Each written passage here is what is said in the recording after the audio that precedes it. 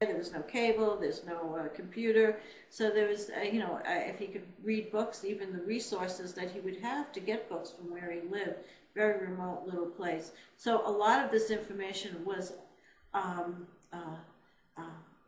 beyond the comprehension of people who had access to a lot of the information about all the different ancient religions and the myths and things like that, or science or mathematics. And so it was amazing, and that's one of the things that was very hard to discredit, because he was an amazing being who could do amazing things with just a third-grade education, living out in the middle of Switzerland, in the middle of the woods. Is there a... No, we're just, people got questions. Someone asked what your name was. I said Rosebud, and then someone said, love you, Rosebud, you too, Justin. So we appreciate the love. We love you. We appreciate the love, and boy, do I love to feel it.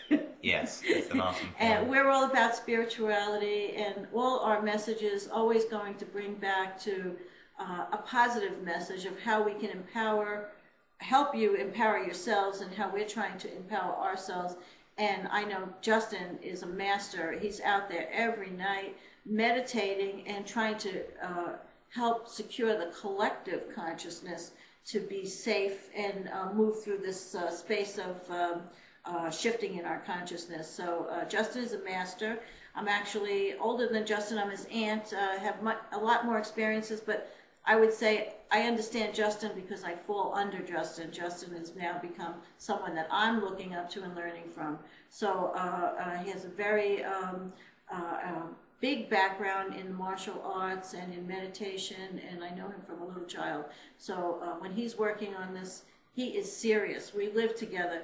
Justin's life, this is his life, this is serious, and we are here to help save the planet. And whatever effort that we can make, and we just want to share our love, and we appreciate the love that you're sending to us. Very much. And my whole view of it is I am no master, I am a student.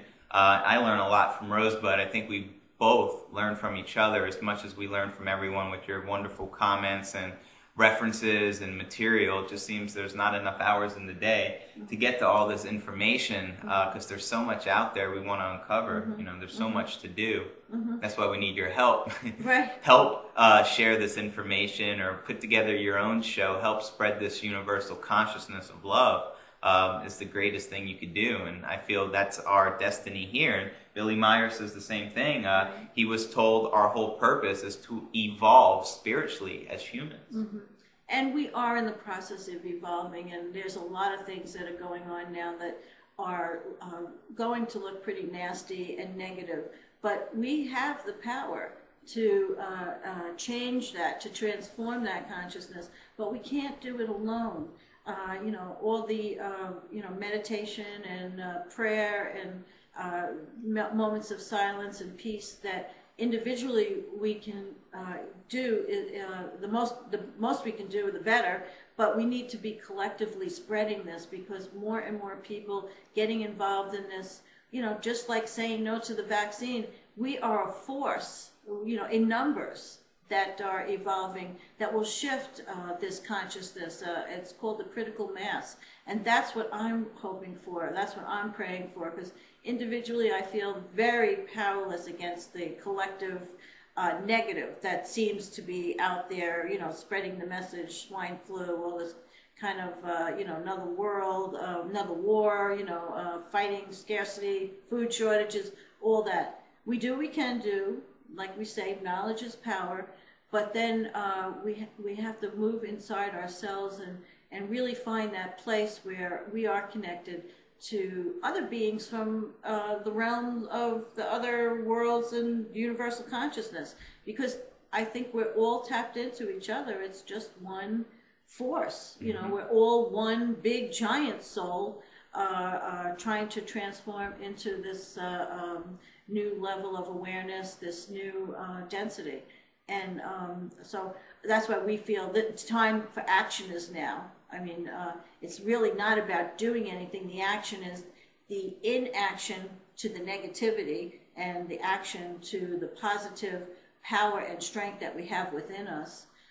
So reaching out, we find so many people are waking up. I'm just totally every day I put on our Esoteric Cosmos website, and I'm just totally amazed at how many people who send us personal emails who are helping to get this message out and doing their own little thing in their own part of the world, and it's global. Right. It's absolutely global. Right now, more than ever, we need people to take leadership. This is the biggest lack that I sense in the human being or the human spirit, and that's leadership. To get knowledge for yourself. Don't accept things being fed to you on television or media, but seek knowledge for yourself and lead. Help other people. I mean, your own personal leadership could change the lives of tens of thousands, if not millions of people. And like Rosebud just said, now is the time. We see the game panning out. You know, it's a big chess match, you know, to the elites. And there are many moves ahead of us. So we need to think more intelligently than our opponent if we could expect to beat our opponent. But before we could even expect to beat our opponent,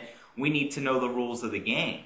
Right. So why don't we share with them, you know, some things that they could do to prepare for this swine flu and what's to come? Because I already seen the deck of cards laid out, or the game, the moves that they're making. And, you know, more than anything, I don't want to see them win. I mean, I think we can do it, but we need to come together and stand up with leadership. Right. And one of the things is that you just say no, and you don't do it with force. You don't want to do it where you're antagonizing them. If they ask you your name and your where you live, don't give that information. They don't have a right to even ask you. These are some of the things you'll find on Justin will post a website. There's a whole series of how our laws work. So if someone would approach you in your house and say, you haven't gotten the swine flu shot, or we need you to do this, that, or the next thing, our rights in our individual rights are protected if we follow. It's their game. Right. We have to follow their game. So never give your name. Never even say you understand, because when you say you understand, you're putting yourself under their control. You're placing yourself under their understanding. And that's right away another thing that they could haul you off into a FEMA camp, or just, hold you the gun to your head and give you the shot. So learn how to play their game that they have created, that we know nothing about, with our social security numbers and our birth certificate. Never sign anything that has capital letters, because that's the corporation. Because we are part of the corporation. We are not a person, so we're considered. When we use our small letters of our name, we are considered a private person. But when we use it, if you see on your birth certificate, I think Jordan Maxwell goes into this in detail, all the capital letters mean that it's a legal document, and you just fallen into the obligation of the court system. And now you're stuck within the realm of what they're doing. But you can fight this by understanding how this works. They come to your house, they, yeah, I live here, but I'm not giving you any information. I don't understand what you're talking about. I mean, that'll get them, and they'll try to antagonize you and because the local police and sheriffs, they're not used to people, unless they're totally insane, coming against them like that. So then they'll be, going back to headquarters.